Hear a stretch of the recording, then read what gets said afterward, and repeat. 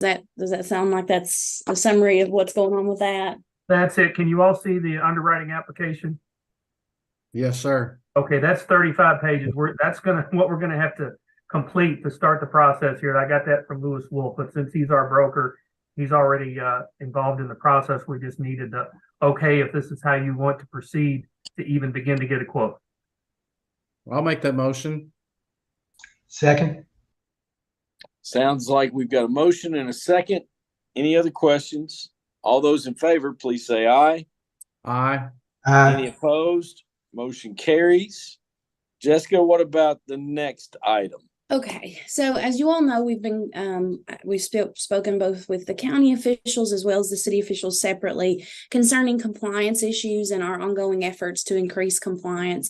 And we've got a variety of different strategies that we're beginning to implement or that we're increasing in order to try and get the compliance numbers to improve. And so with that in mind, we have a couple different things that we want to talk to the commission about. The first, just so that you kind of have a general update, is the city and county have shared their vendor list, and we're currently ongoing a review of that so that we can begin to get notices out to anyone that needs notices, or possibly hold off on contractual agreements and things like that until there's compliance there. We're also working with the county to try and increase administrative hold ordinance enforcement methods. We had a meeting on that. And so those are kind of the ongoing things involving everyone, but we also began to look at what can we do as an agency to try and get some increased in compliance. And we've brought up this idea of seeking an attorney general opinion concerning the legality of publishing our non-compliant taxpayers. In kind of doing the background research to see if there was anything that would allow us to do that, I found very solid statutory authority for us to move forward, the city and the county, to begin to publicize that list on a regular basis. But because there's no jurisdictions in the state that are actually have done this through the ordinance process, they've only done it through procedures. After speaking with the county attorney and Devin, we decided that it would be in the best interest of the commission and to make sure that we're just following all protocols that we need to, if we sought that opinion from the attorney general's office with clear guidance, that we could do that. And so I'm bringing that to the commission sort of because we think the best route to go would be to get the commission to make a motion for us to pursue that opinion in case there should be any issues or in case it should be publicized that we're seeking this opinion. Again, I think there's specific KRS that says any revenue generation measure that the city or county can publicize those delinquencies. So I think we're on good footing here, but we don't want to be the first testing those waters when it comes to publication of business entities that might not be compliant with us. So I wanted to see if anyone has any questions about that, or if the commission feels comfortable now to go ahead and make a motion for me to begin that process. I don't know if Devin has anything. I know we've spoken about that. We spoke briefly with Cam, the county attorney, last week during our meeting as well, and both agreed that's the best route to go. I think it's a positive step in the right direction to just get a little bit more data about making that decision and having that piece of evidence that supports moving forward with that type of procedure. Jessica and Scott, is Devin on with us right now? I know Cam is not on with us, and we discussed, were there other avenues that we could pursue as well, as far as county government and the operations of county government, and when a business might seek some type of permit or registration, etc. And Cam did have a conversation with a couple other sources, but I think it was a situation where the question had never been asked. Did we want to add into that attorney general's opinion, not only on the publication side of it, but also the possibility of involving any registrations or such for businesses from the county clerk? The county clerk. Okay. I'll get with Kim to get specifically, and it might be that he would want to draft a portion of it or draft it all. So I'll get with him about that. But if Cam has additional information that I don't have that says, you know, that would be prohibited, then don't let that hold up sending off the other piece to go ahead and get the Attorney General opinion. So. And it could be that we do too, given what has occurred. There'll probably be a delay in a response. So I wouldn't want to hold up everything. But if we got it in now, I mean, it would be wonderful if we could get it by the end of the year for this one specific thing, but I highly doubt that. So if we want to do a kind of combined, that would probably work. But I'll get with him and see specifically if he wants me to include that, or if he wants us to do a second request, or how he would like to proceed with that. So you feel like we need a motion and approval to authorize, representatives from the commission to reach out for an Attorney General opinion on this? I would feel better if we did that, because we've never done that as an agency, and because we were formed through interlocal. We are the taxing agency for all 3 jurisdictions. So for me, that layer of approval, knowing that we're reaching out on behalf of the 3 entities and jurisdictions that are here, I would feel better approaching it that way. And again, I can always hold off and wait until we see what Cam wants to include about that aspect of the questions, or we could move forward with specifically about publication, since that one is more solid and we're pretty sure what we're going to ask in that one and what the research says. Because when we submit these, we also have to include a legal memorandum of law on all of the different issues. So I've prepared that and it's ready to go. So if I reach out and Cam wants to do a second one or add to it, we will delay it and hold it. But either way, I would like to get a motion for approval from the 3 jurisdictions, so everybody's on board with what's going out, just in case it were to be, become an issue with the public, or if it were to be in a newspaper or something like that. Yeah, I think out of an abundance of caution, this is a wise move. No, I agree. And any questions from Mayor Jenkins or Superintendent Parker? Well, I think it is our job to make sure that everybody is doing their part. If that's what the law is, if that's our local law and they're not following local law, we got to make sure we put something in place that ensures that they're going to at least take steps to do that. So I have no issue with that, and I will make a motion to do that. Yeah, I'd support that, and I would second that. And we're just a little bit more information. We are being overly cautious. The only 2 jurisdictions that we know that do publication of occupational tax, they do so through policy only. So they didn't codify it through ordinance. After speaking with Cam and Devin, we just believe that codifying the process is the best way to protect the commission against any future issues that could arise. That will include taxpayer due process, notice requirements, all of that, so that we are in the safest place possible moving forward as an agency. Because the statute that I plan to reference in the memo not only says that the agencies can publicize the delinquencies, but it actually says you can publicize the specific amounts and recoup publication costs. So if they were to say, if the Attorney General were to give that guidance, which it's not law, but it's strong guidance, that they believe that statute applies to occupational tax, then that would be unprecedented. There's nobody doing that level of publication in the state. So it will just put us on the best footing to have codification and to have that Attorney General opinion guiding what we do there. So I do think it's the best route for us to go. Well, very good then. Appreciate it. We had a motion and a second. So we had a motion. We had a second. All those in favor, please say aye. Aye. Any opposed? Motion passes. And I do want to emphasize that the goal of this from the commission is that we have equitable compliance, and that this is just a tool to try to get us there. Absolutely. So that was, oh, sorry, Scott. I just agree. Yes, I agree.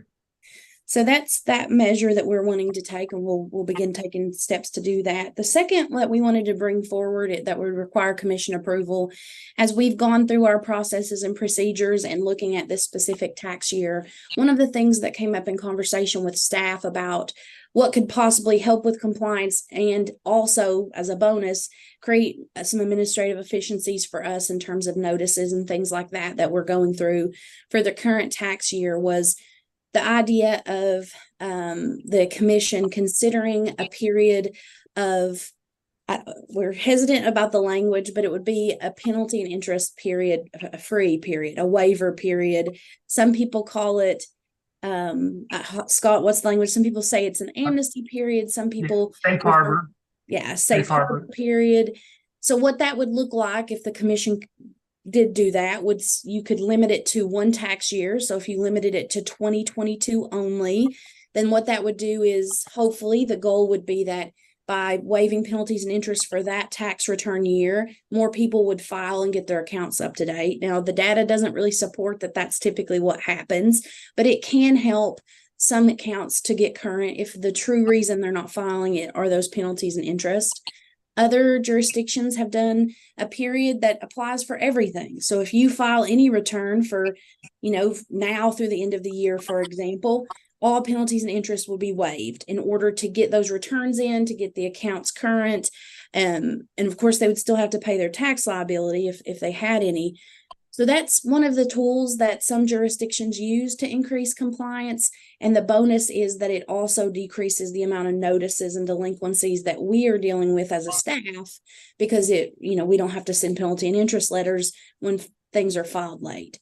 So we wanted to bring that to the commission as a point of consideration for whether you would consider a single year tax waiver or potentially an all-encompassing period of no penalties or interest as a measure to increase that compliance number that we all know is not where we want it to be. To kind of counter some of the other actions that we're taking, this would be a gesture of goodwill for compliance efforts. And it is something, like I said, that other jurisdictions do during the holiday period, especially. And I don't know if Scott has more that he wants to add on that, but that's the general idea that we wanted to present, was whether you would consider something like that. Yeah, it's basically what we did at COVID, just for a shorter period of time. And I think given the harsh economic climate and people are really struggling right now financially with inflation and things of that nature, it might be a good idea to offer this safe harbor or this time period. And I think the period we were looking at, Jessica, was anything postmarked October 1 through December 31, just for tax year 2022, which is the year we're collecting for now.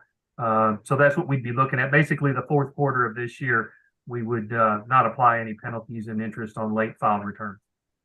Could I ask a question? Sure. How would one be aware that this was that? I'm trying to walk through in my mind how this would look. We would publicize it in all the ways that we normally would. So on our website, social media. With this, we might even do something like the newspaper, just the general publication route, so that anyone that knew. We typically send an email to the local tax providers letting them know, hey, this is a period, if whatever it would be, this is the details. So that's typically how we would market it.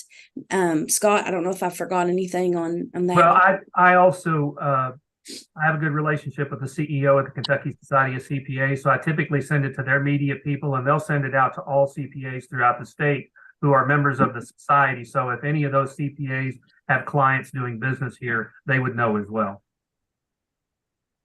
So one question that comes to my mind is, what about the individual business that just recently paid a significant penalty and interest to become compliant? And then we offer this amnesty, like the next day. And that's something that you all would have to deal with. Well, I mean, that's why the date would be so specific. And it was the same way with COVID. Typically, what other jurisdictions do and what we've done during that period is you pick a date, and it's whatever date the commission would decide. And as of that date, that's when that status begins. Anything prior or after would be assessed just as normal.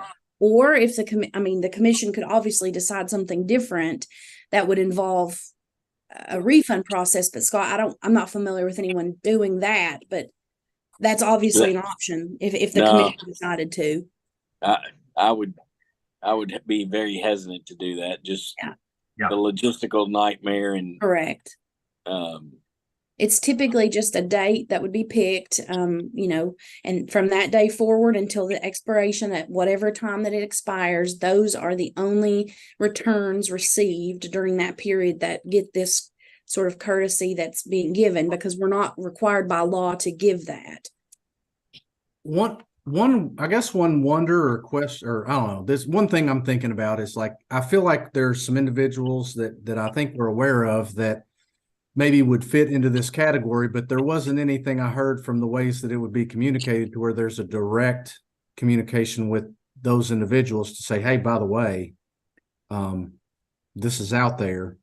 I mean, we could always do something like that. Like, anyone that has a delinquency, we could send them a notice. It's just that would obviously create a very big additional cost.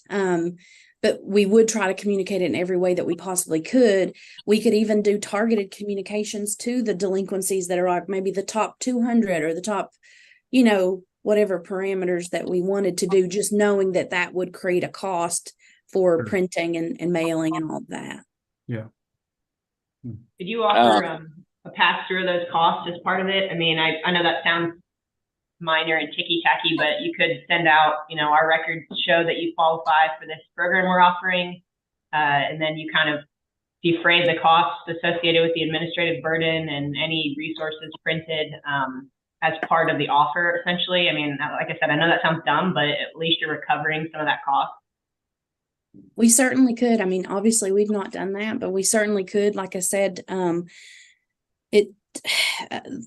I hesitate just because the data on these types of efforts is very mixed at best for whether they truly increase long-term compliance.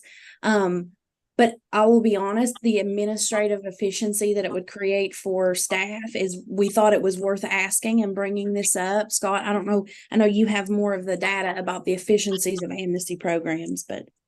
Yeah, I mean, go ahead. Let's cut to it. Does Scott, do you and your staff recommend consideration of an amnesty, and what would be the dates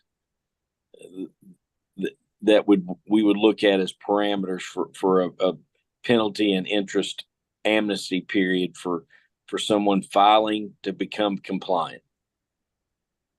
Well, I've kind of objected to the term amnesty because, people look at that differently, like it's more of a blanket, like anybody who's ever been delinquent come in and let's just get it all cleaned up. And I think the data shows a lot of different states. This was a real popular thing after the recession of 2008. And what people found was, people came in, they got caught up, but then they got non-compliant right away again. And they would sometimes tell you to your face, well, I'll wait for the next amnesty. So that's why I prefer the term safe harbor, which has a little bit different legal definition, which just says for a specific period of time, that's the safe harbor from October 1st to December 31st. And for whatever reason, in this case, due to the harsh economic climate or due to the efficiencies because of the backlog that we have, that we've chosen to do this and offer this as just kind of not necessarily a one-time deal, but something that we think is appropriate for this time.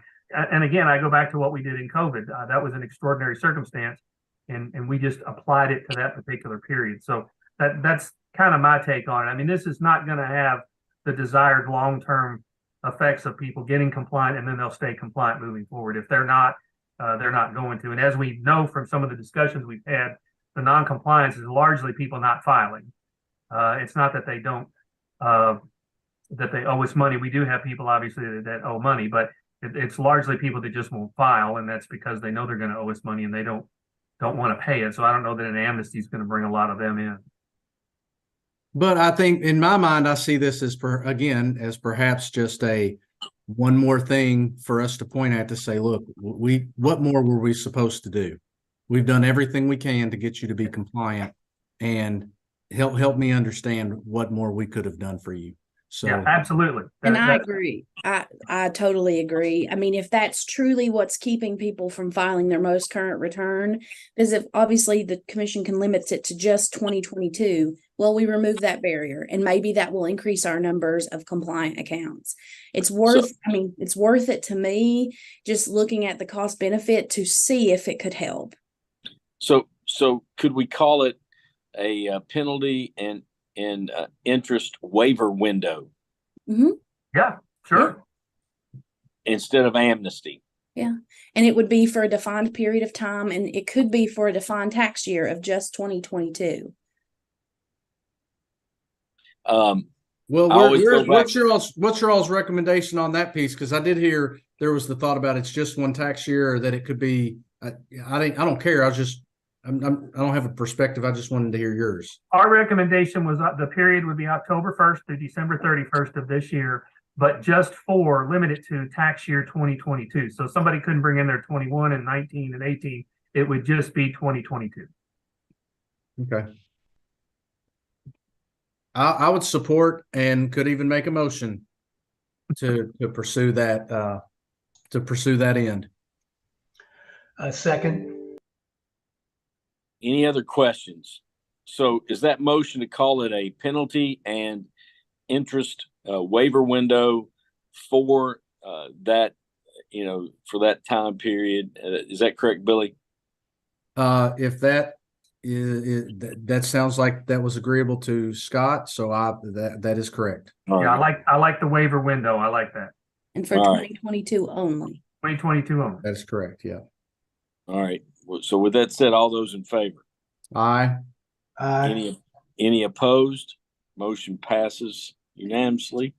And then I would be in favor. I know it's an expense. I know it, but I would be in favor of sending out a letter to those on the, delinquent list, or whatever list other, I know we've got 3 different lists, but sending out a letter and making in big, bold words, we have a penalty and interest waiver window for the parameters of the time period, and say, and just spelling out exactly if they would come in and get compliant, we're going to waive those penalties and interest for that time period. Okay. We can pull a report that anyone that hasn't filed 2022, that obviously will limit the list. I mean, it'll still be pretty lengthy, but we can send it directly to those people and say just what you said there. Appreciate it. I agree with that, Judge, and I think it goes to Superintendent Parker's point that we attempted to notify everybody directly. Now, if they've moved or they throw it in the trash, like they do a lot of our notices, it kind of goes to that. What more could we have done to try to let everybody know that this opportunity was out there? Sounds good. Looks like you've got IRS private letter ruling. One more thing, or one more fun thing to talk to the commission about today. So as part of the lockbox process, which has been ongoing for the last year or so, one of the issues that came to our attention, and that I think we initially had some conversations with the commission concerning this matter, was that our agency, as it exists today, is reports to the Kentucky Secretary of State as a corporation. The issue with that is that we consider ourselves and we act as a governmental entity, but we are not. Back when the agency was founded through interlocal agreement, there was no pursuit of that status from the Internal Revenue Service. So as of right now, we do not have a governmental status. And that came to light because of our deposit insurance coverage. Typically, governments get coverage beyond the $250,000 offered by the FDIC for deposits. And fortunately for us, even though we aren't a government agency, Fifth Third has extended that coverage to us just because of our operations and our known history as a government agency. But we thought it was important that the commissioners understand that as of right now, we are not a government agency. We sought an IRS letter ruling, a determination that we would be found to be a government. And we followed the process that's set forth in their policies. But unfortunately, because of the way that we were created, and that we do not have a statutory, I don't know what you call it, classification as a government agency in our state, they responded with a letter instructing us that in order to get this status, we would have to have a special procedure where they hold a private hearing to determine that we are a government entity. Now, typically, we would have just continued with that path, but that process costs $27,000. So given that expense and given that we already have that sort of waiver that's been applied by our banking institutions, we haven't moved forward with that. But we wanted to bring it to the commission's attention because obviously I think the chances of it ever becoming an issue are very slim. I can't imagine an audit, some kind of audit leading to us having to file federal income tax returns or anything like that, because all of the income we generate is tax dollars and it's all then dispersed minus expenses. So I think that our status is pretty clear in every area except the actual statute. So it also would limit future grant opportunities for us because we are not a government agency. We're technically a corporation. And I think that status is it's important that everyone be on the same page with it in case there should be any issues in the future with our status. But we wanted to bring it to the commission to kind of discuss it, to see if the commission was okay with status quo as it is, or if the commission wanted us to continue to pursue that designation. So that's the general idea. Scott, I don't know if there's anything that you want to add to it. It's to boil it all down, it's basically a technicality that the IRS wants $27,000 for us to fix. And it could take between 6 months and a year, by the way. We're not going to have this resolved in 60 days, but it could potentially, like Jessica said, it's very slim. It should have been dealt with back in 2004 when the interlocals were done. It should have been a follow-up to that. It never was, but it's a technicality that it's going to cost us $27,000 and about 6 months to a year to resolve. But it won't affect anything right now. So we won't be limited in our lockbox functionality. They've given us a waiver because of our function and a practical just understanding of what we are. So I don't want to, just to make sure everyone's clear that it isn't going to, right now, it wouldn't affect us if we didn't pursue it. Yeah, and I mean, the Kentucky Department of Revenue has given us a tax exemption. They treat us as a government entity. Whitaker Bank treats us as a government entity. KLC and KCO treat us as a government entity. So, I mean, it's a technicality.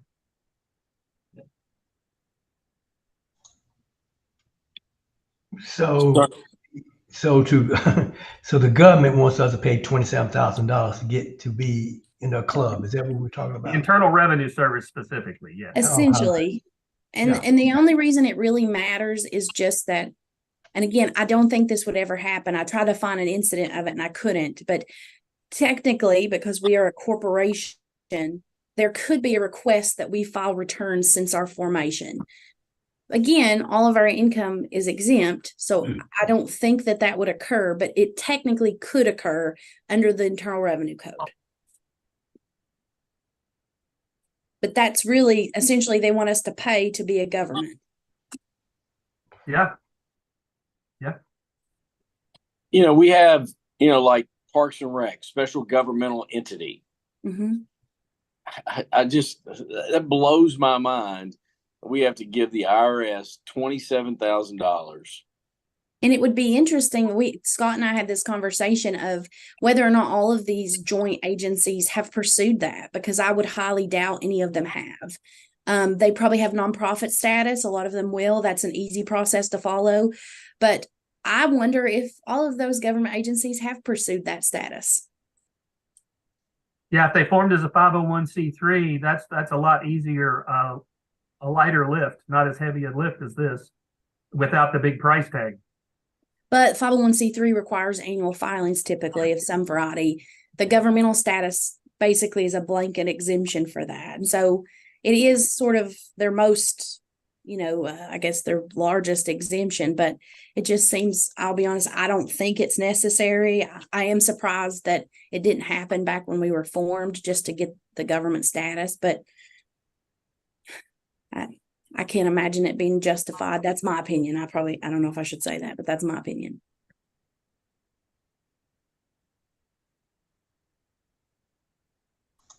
I see Devin's joined us. Devin, you have any thoughts on this?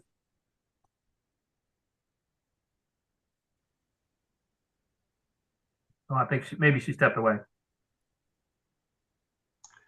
Can we talk about can we maybe gather just a little bit more information before we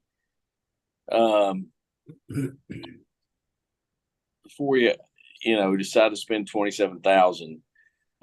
Certainly respect that could be an issue if somebody if it wanted to, but is there any other way that we could to classify how Revenue Commission's designated officially instead of a corporation? And could that be done in the interlocal? It cannot. We can't. The jurisdictions can't confer that designation through the interlocal. And I believe that they set up a corporation strictly for financial purposes so that we could get corporate commercial bank accounts and things like that. That's typically the procedure, and then it's followed with this designation. I mean, I think the chances of it becoming an issue are so minuscule. I honestly, I can't fathom an occasion when it would occur. But what I could do is put together the research that I've done on this and send it to all the jurisdictions, and you can send it to your legal representatives, and perhaps we can have a future conversation on it. We just wanted the commission to know that we did find this issue and that we thought it was going to be a strictly just pursue the designation route, and that's what we did. And then we received a letter from the IRS agent stating that it was a bit more complicated because of our status. So I can put that together and send it out, and then we can consider it at a future meeting. Yeah, we can table it for today. I mean, it's been 19 years, so there's no rush. Yeah, let's table it. Let's do that and get feedback from Devin and Cam as well, and then go from there. Thank you all for your due diligence and your work on all those items. We'll move on down to number 5, PIA review and discussion. Okay, so we just have one this month.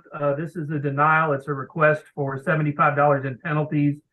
You can see there that's 25, 25, 25. This is on a 2021 net profit return. This taxpayer is requesting abatement of $75 in late filing penalties. They checked unavoidable absence on the form as the reasonable cause. However, the written narrative, they made no mention of an avoidable absence. Instead, they stated that the return was submitted via mail, and it was not within their control whether or not it was received by the Revenue Commission. The taxpayer further stated that they were unable to locate a copy of the return they mailed to us, but that it's been almost 2 years. Well, in fact, the 2021 return was due last year in 2022. While it's true the taxpayer has no control over Postal Service delivery, they do have control over retaining proof of submission via Postal Service or any other available submission, as well as a copy of last year's return. Per our policy, this does not establish reasonable cause. Our recommendation is to deny. As always, the taxpayer will be informed that they are welcome to submit additional relevant information, and the Revenue Commission will be happy to reconsider the decision. And I think, Jessica, did you had something on the IRS standard that we usually go by, the mail rule? Yeah, we follow the mailbox rule of the IRS, which is that it is the taxpayer's responsibility to provide certification that they've mailed something. And if they can do that, we absolutely will waive under our regulations and our policies. But short of any proof of mailing, we can't accept that as justification for not receiving a return. But because of this issue and sort of it has occurred with all the postal issues, we have changed our forms a little bit to include what standard we follow for the mail to help it be more clear for taxpayers, so that hopefully moving forward, they'll have a better understanding of what that rule is. And that we still maintain a fax number so they could fax it in and have a time and date stamp and confirmation with that. And as always, they could scan and email anything to us anytime 24/7, which would also provide a time and date stamp. And on our website, they can upload forms, which also provides a confirmation and time and date stamp. So there's many methods they can use. So if they bought you like a certified letter or registered letter saying that they did that, then that will be in compliance. Yes. And we would obviously waive any penalties or interest because they had actually mailed it and could prove that they mailed it. They could prove Otherwise, really, anyone could say they mailed it if it was late or if we didn't receive it. Unless they can show us, it seems unfair to allow someone to get a waiver.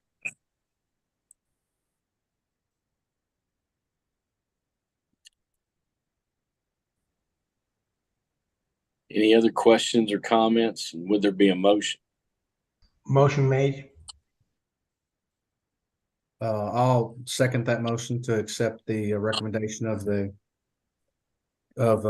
commission leadership. All right. Yeah. With that said, all those in favor, please say aye. Aye.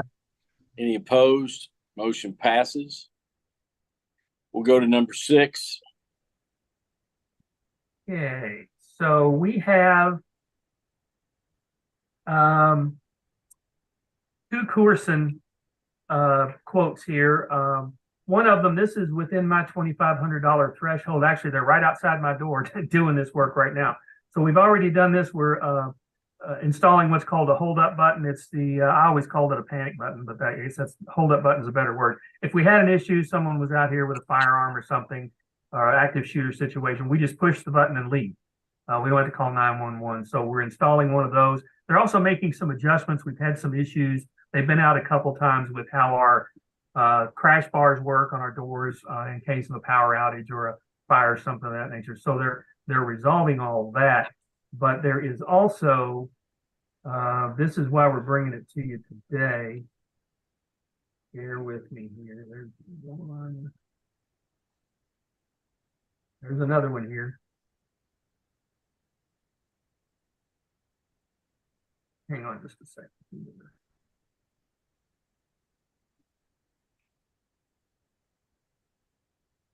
Yeah, bear with me. Operator error here.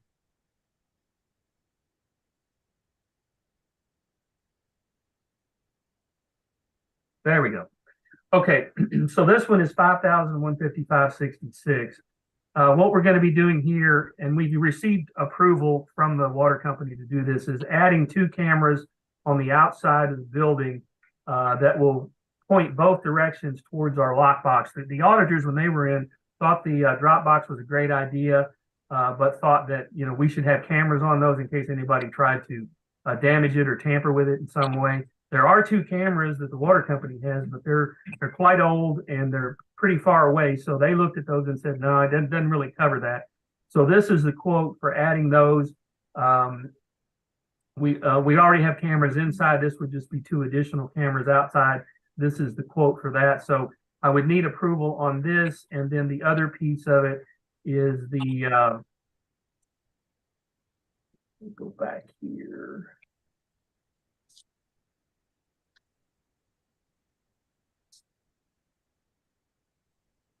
I've lost the user. There it is.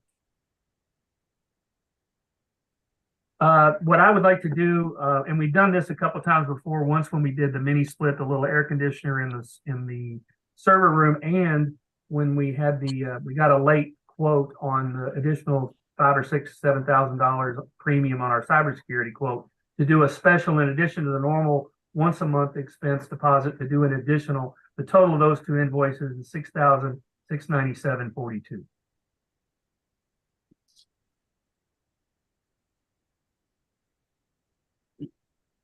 Any questions about that? Comment? Yeah. No, I'll make a motion. Make a motion to, I guess, accept this request. Second. Very good. With that said, all those in favor, please say aye. With your staff's well-being in mind, aye. Aye. No one, none opposed. Motion passes. And we'll transition down to 7, general discussion. Okay, attached with the email was the latest report for September. No new projects. May was the last one. We do have the our KJRA report that was also attached. No change there. Still the same reimbursement to that employer. One thing I do want to share with you that is really exciting to us, and we're excited to do, if I can find it. Well, I'm really struggling today.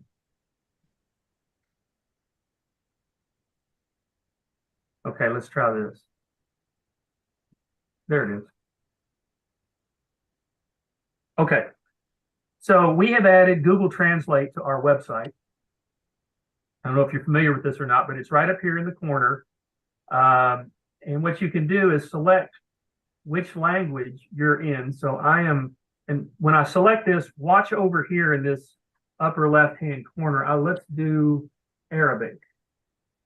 So our entire website gets translated into that language that quickly. And I noticed the first time I did this, I was on another jurisdiction's website and saw it and said, we have to do this.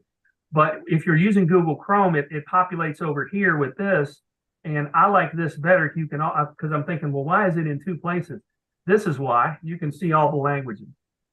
So our website with just a couple of clicks can be translated into one of any of 130, over 130 different languages. So obviously Toyota is here. This is what Japanese would look like. And it goes to every tab, every page, everything. It all gets converted to that particular language. Of course, we have a lot of, especially with our farms, a lot of Hispanic folks. So we could go over here and do Spanish. There you go. So it's for folks that aren't English is not their primary language. It's just another barrier removed to voluntary compliance. They can come in and translate the entire website into their native tongue and do business here. So, and then just click to show original, it goes right back to English. So that it didn't cost us anything. Our MS managed service provider put that out there, and we just thought it was a good tool that we would like to have. It's awesome. Seeing that more and more. Yep.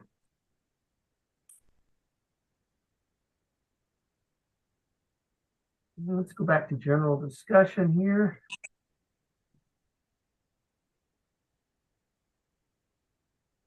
October was Cybersecurity Awareness Month. It was actually the 20th anniversary. I sent you all a lot of that information. Each week we did a different tip on cybersecurity here at the Revenue Commission. We have received the draft audit documents. So next month in December, hopefully I'll have the final documents. I'll be able to share the results of our audit with you then. You can see the collection stats. September was another strong month, way up in collections across the board, city, county, and school. And of course, the one that really tells the tale is our quarterly. And we ended the first quarter of this fiscal year very strong, up almost $3.4 million in collections. The city's up 1.4, the school board, or excuse me, Scott County's up 1.3, and the school board 692,000. So again, a very strong first quarter of this fiscal year. Next month when we meet, I'll have the October and November numbers hopefully for you for December, and we'll get a good look at what the second quarter, the first 2 months of the second quarter look like for this fiscal year. Off to a good strong start. Any questions on the quarterly stats? Great information. Great information. Thank you. Okay, and then let's see.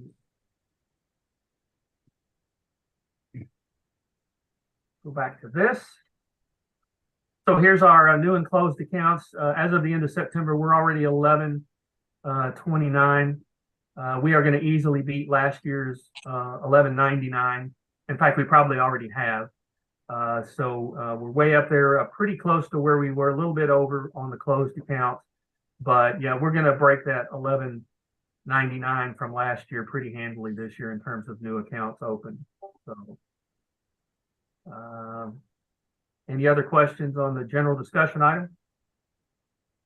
No questions. Again, thank you. Yep. And then that takes us to our next meeting. Now the 4th, our normal meeting would be the 27th. That's the week after Christmas. Normally we do that earlier. I don't know what your all's schedules look like. Usually a lot of people are on PTO. We could probably do the 6th or the 13th would be the 2 Wednesdays before Christmas. I think we would probably prefer the 13th if that works with everybody's schedule, unless you want to just keep it as the 27th. 13th works for me if that works for the group. It sounds like a motion. From Can Billy be. Parker. Yep, I'll take that. Yep, that's a motion to move our next call a special call meeting for December 13th at 11 a.m. Is 11 a.m. Yeah, 11 a.m. Does that work for you? Yeah, I mean, we could do 10 or 11. 10's our normal time, but whatever Oh, is works. it? Okay, my bad. Yeah, no, you're right. You're right. Sorry, I'm tripping out. Mayor Jenkins, that work for you? I don't know. I may be on. I might have my sled out, probably delivering Christmas stuff. No, I'm good with that. All right. So that's I'll second Billy's motion, and all those in favor, please say aye. Aye. Any other motion passes. With that said, and that leads us then just to vote to adjourn with your leave this meeting box. All Everybody right. good with that? See y'all December 13th. All right. We'll All right, talk thank you. soon. Thank you. Bye.